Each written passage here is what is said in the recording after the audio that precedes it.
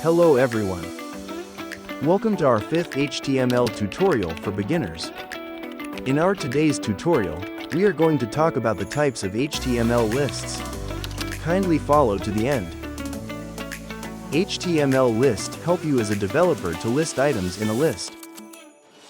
They include ordered list, unordered lists, and description lists. Ordered lists use numbers, alphabets, and Roman formats. They use the tag OL to display items. Each item starts with LI tag.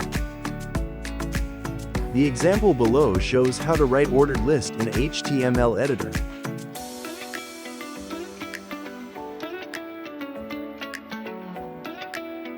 Unordered lists are used when we don't want to display items in a specific order.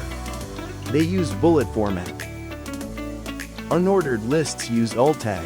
Each item also starts with li tag. The example below shows how to write unordered list in an HTML editor.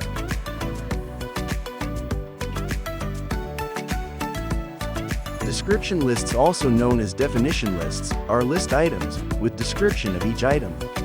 They use DL tag, which defines the description list, the DT tag, which defines the term, and the DD tag, which describes each term.